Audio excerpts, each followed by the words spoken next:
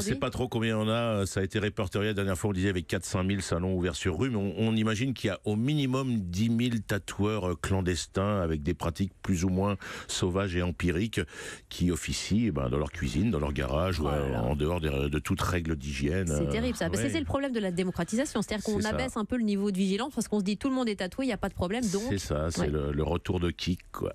Comment ils l'apprennent? Parce que c'est spécial de piquer la peau avec une aiguille et de l'encre. Ils apprennent eux-mêmes, ils se débrouillent. Où il y a tellement de tutoriels aussi aujourd'hui sur Internet. Et puis on peut se fournir en 2 claquements de doigts en Chine avec des pigments frelatés, des machines qui coûtent. C'est vraiment du matériel qui est vraiment pourri, mais on peut se le fournir facilement pour quelques centaines d'euros. Alors voilà, tout le monde commence et s'improvise tatoueur et ça devient un réel problème de santé publique. Et surtout, c'est des gens qui tatouent pour quelques dizaines d'euros. Forcément, ils font pas de stérilisation, ils payent pas de TVA, ils payent pas de loyer ni de personnes à l'accueil. Donc le tatouage revient beaucoup moins cher. Personne ne fait rien.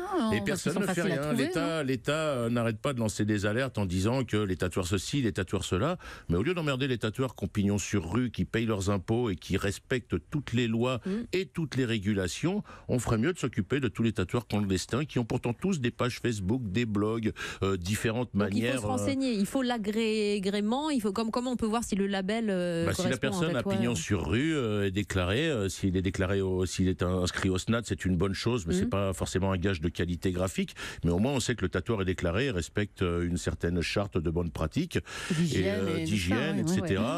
Et un tatoueur qui a pignon sur rue, on sait que s'il y a quelque chose qui se passe mal, le lendemain on sait où il est, quoi. C'est pas quelqu'un qui se déplace à domicile. Il faut savoir que le tatouage à domicile est interdit formellement, mais c'est la dérive du métier, c'est comme ça, on peut rien y faire. Vous êtes, et ce matin sur Europe 1, vous avez peut-être entendu ce reportage de Victor Dolande qui est allé justement enquêter auprès des tatoués pour connaître leurs sentiments sur ces tatouages clandestins. Écoutez.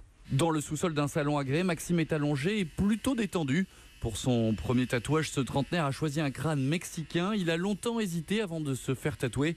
Son premier critère, l'hygiène. J'ai vraiment fait une vraie recherche des tatoueurs de Paris, les meilleurs en question. C'est un des premiers trucs qui sort aussi sur ce salon, c'est l'hygiène. C'est qu'on sait que ça va être bien fait, qu'on sait que s'il y a un problème, ça sera pris en charge facilement. Kali, la tatoueuse, a stérilisé sa table de travail. Tout est protégé avec de la cellophane. L'aiguille est bien évidemment à usage unique. Tout est fait pour minimiser le risque de contamination.